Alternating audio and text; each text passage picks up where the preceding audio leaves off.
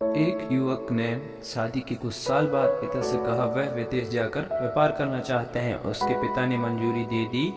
युवक अपने माँ बाप और गर्भवती पत्नी को छोड़कर व्यापार करने विदेश चला गया। उसने विदेश में कड़ी मेहनत की और धन कमाया और बहुत ही अमीर सेठ बन गया। लगभग 15 वर्ष धन कमाने में बीत गए। उसे वापस घर लौटने की इच्छा हुई। पत्नी को पत्र लिखकर आने की सूचना दे दी और जहाज में बैठ गया। वह सेठ कुछ दिनों बाद अपने नगर पहुंचा। नगर के एक चौराहे पर ही उसने देखा कि एक व्यक्ति एक बोर्ड के साथ खड़ा था। उस बोर्ड पर उसने लिख रखा था बेशकीमती ज्ञान सूत्र। सेठ ने उस व्यक्ति के पास जाकर पता किया तो उसने बताया कि मैं बेशकीमती ज्ञान सूत्र बेच रहा हूँ। तो सेठ बोला, ठीक है, एक सूत्र मुझे भी दे दो। वह आदमी ने मेरे हर ज्ञान सूत्र की कीमत 100 स्वर्ण मुद्राएं हैं। सेठ को यह सौदा महंगा तो लगा, लेकिन उसने एक ज्ञान सूत्र खरीद लिया। उस व्यक्ति ने सेठ को ज्ञान सूत्र दिया, कोई भी कार्य करने से पहले 2 मिनट रुककर सोच लेना। सेठ ने वह सूत्र अपने डायरी में लिखा। सेठ को अपने घर पहुंचते पहुंचते रात हो गई। सेठ ने सोचा, इतने सालों बाद लौटा हूं तो क्यों ना सीधे ही पत्नी के पास पहुंचकर उसे सरप्राइज दे दूं।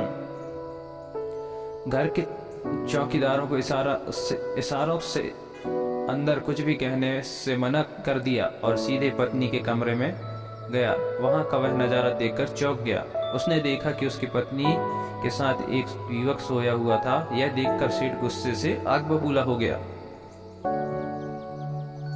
वह सोचने लगा कि मैं परदेश में उसकी चिंता करता रहा और यह अन्य पुरुष के साथ सो रही है। आज मैं इन दोनों को जिंदा नहीं छोड़ूंगा। वह अपने गुस्से में तलवार निकाला कर दोनों को वार करने ही जा रहा था। इतने में 100 स्वर्ण मुद्राएं के बदले जो ज्ञान सूत्र खरीदा था उसकी आज भी की गई। कुछ भी कार्य करने से पहले 2 मिनट सोच लें। वह 2 मिनट सोचने के लिए रुका। उसने तलवार वापस हटाई, लेकिन तलवार किसी बर्तन से टकरा गई। बर्तन के गिरने की आवाज से पत्नी की नींद खुल गई। आंख खोलती है उसने अपने पति को सामने देखा और बहुत ही खुश हो गई और बोली, आपके बिना जीवन सूना था। इंतजार में इतने वर्ष कैसे निकालने यह मैं ही जानती हूँ।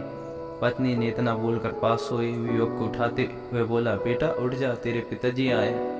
युवक उठकर जैसे ही पिता को प्रणाम करने के लिए झुका तो उसके माथे पर पगड़ी सेठ के पैरों में गिर गई और लंबे बाल बिखर गए।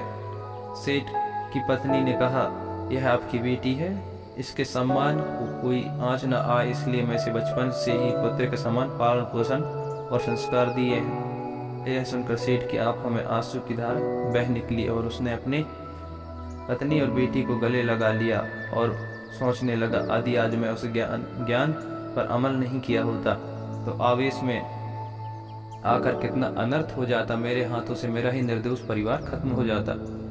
दोस्तों, इस कहानी से यह शिक्षा मिलती है कि जल्दबाजी में आकर कोई निर्णय ना लें, क्योंकि जब हम आवेश में होते हैं तो हमें अच्छे बुरे का ख्याल नहीं रहता। इसलिए गुस्सा होने की स्थिति में कोई भी निर्णय ना लें। कुछ देर रुकें और दिमाग को ठंडा होने दें, फिर सोचें क्या सही है और क्या गलत।